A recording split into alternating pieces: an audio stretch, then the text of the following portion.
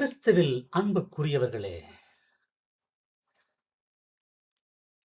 புனித காலத்தின் 28ஆம் நாளுக்கு நாம் கடந்து வந்திருக்கிறோம். இந்த 28ஆம் நாளில் நமது மனமாற்றத்தின், இன்று வாழ்வுதரும் நீரோட்டத்தின் வல்லமையும், கிறிஸ்துவால் மட்டுமே கிடைக்கும் முழுமையான உடல் சுகம், உள்ள சுகத்தை குறித்து நாம் தியானிக்க அழைக்கப்படுகிறோம். இன்றைய கடவுளுடைய வார்த்தைகள் எசேக்கியேல் தீர்க்கதரிசி 47, யோவான் நற்செய்தி 5ஆம் அதிகாரம். தவக்காலத்தின் நோக்கமான ஆழ்ந்த ஆன்மீக மாற்றம் மற்றும் அதன் தன்மையான அதிகாரத்தினுடைய பணி ஆகியவற்றை நமக்கு தெளிவுபடுத்துகின்றன. தேவாலயத்திலிருந்து பாய் நீரோட்டம் எதை குறிக்கிறது? கிறிஸ்துவின் வார்த்தையின் அதிகாரத்தை நமது வாழ்வில் எவ்வாறு செயல்படுத்துவது என்று நாம் கேள்வி கேட்டு தியானிப்போம். இன்றைய தவக்காலத்துடைய நோக்கம் வாழ்வதரும் நீரோட்டத்தில் ஆழ்ந்து செல்லுதல், ஆழமற்ற நிலையிலிருந்து ஆழமான நிறைவுக்கு செல்லுதல். இறைவாக்கினை எசேக்கியேல் கண்ட அது தரிசனம் தவக்காலத்தின் நோக்கமான ஆழ்ந்த ஆன்மீக மாற்றத்தை, the deep spiritual transformation என்று கூறுகிறார்களே, அது வலியுறுத்தப்படுகிறது. ஆலய வாயிலுக்கு அடியிலிருந்து தண்ணீர் விளக்கு நோக்கி பாய்ந்து வருவதை கண்டேன்.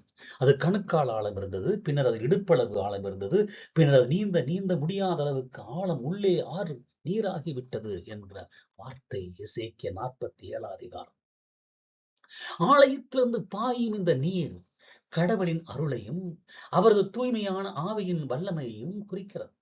இந்த நீரோட்டம் கிழக்கு நோக்கி பாய்ந்து பாலைவன பகுதியில் செழுமையாக்கி செத்த உடலை கடலையும் வாழ்வுள்ள கடலாக மாற்றுகிறது.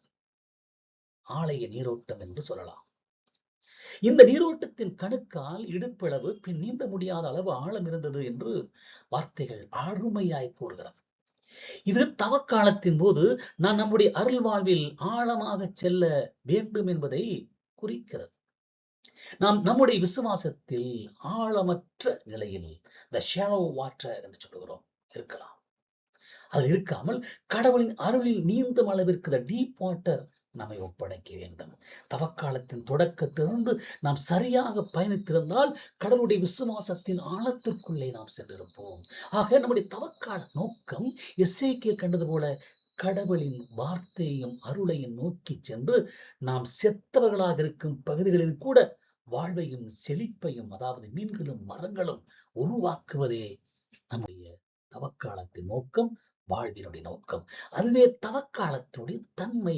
கிறிஸ்துவின் வார்த்தையின் அதிகாரத்தை கொண்டிருக்க வேண்டும். அதிகாரத்தை மறுத்து இயேசுவின் சொல்லை கேட்டு நடக்க வேண்டும். தன் அதிகாரத்தை மறுத்து எருசலேமில் இருந்த பெத்சதா குளத்தின் அருகே 38 ஆண்டுகளாய் படுத்திருந்த ஒரு மனிதரை இயேசு குணமாக்க நிகழ்வும் தவக்காலத்தில் சரியான தன்மையை நமக்கு உணர்த்துகிறது. நீ நலமடைய விரும்புகிறீரா? நீ குணமடைய விரும்புகிறீரா என்று கேட்டார். இயேசு அவரிடம், எழுந்திரு, உன் படுக்கை எடுத்து நட என்கிறார். உடனே அந்த மனிதன் நலமடைந்து தம் படுக்கையை எடுத்துக்கொண்டு நடந்தார் என்று நற்செய்தி கூறுகிறது.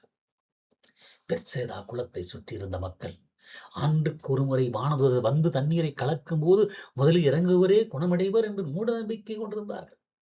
இது சடங்குகளின் மீது உள்ள நம்பிக்கையின் ஆழமற்ற நிலையை காட்டுகிறது. இன்றுமே நம்முடைய கத்தோலிக்க திருவைகளை சடங்குகளுக்கு அதிகமாக முக்கியத்துவம் கொடுப்பதை நாம் பார்க்கிறோம். இயேசு அவரிடம் என்ன சொல்கிறார்? உன் படுக்கை எடுத்துக்கொள் நட என்று கூறுகிறார்.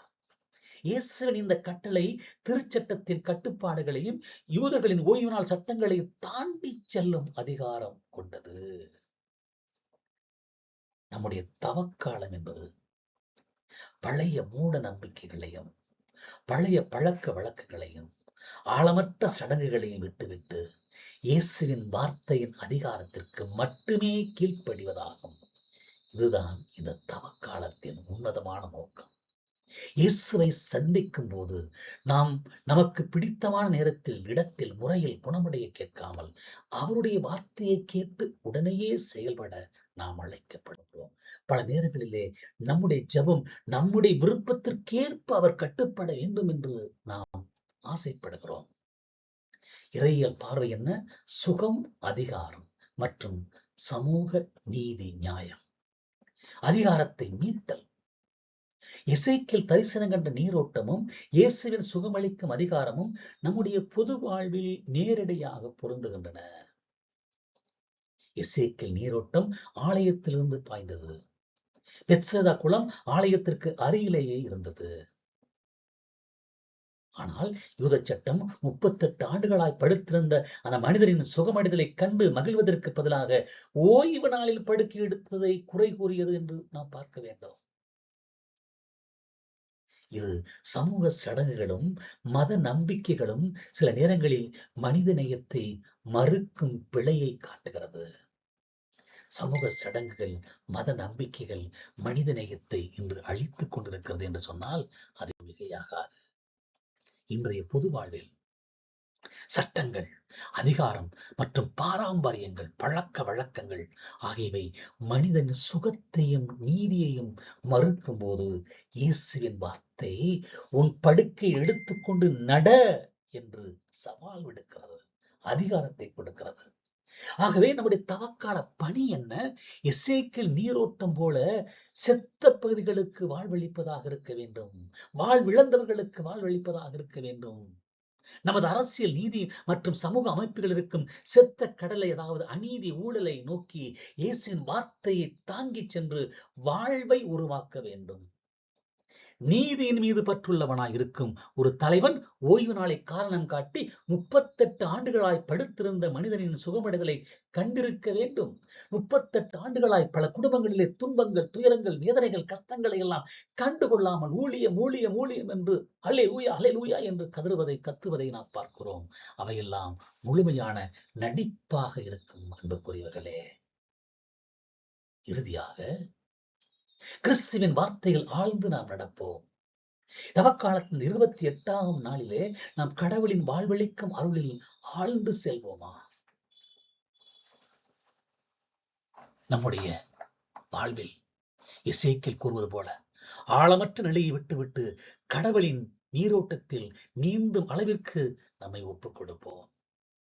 பெத்சேதா குலத்து மனிதரைப் போல மூட நம்பிக்கைகளை விட்டுவிட்டு இயேசுவின் வார்த்தையின் அதிகாரத்திற்கு நம்மை மட்டுமே கீழ்ப்படிந்து அர்ப்பணிப்போம்.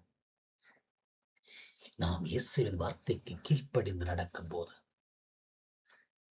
நமது வாழ்வும் நம்முடைய சமூகமும் செழிப்பான, வளமான தோட்டமாக மாறும்.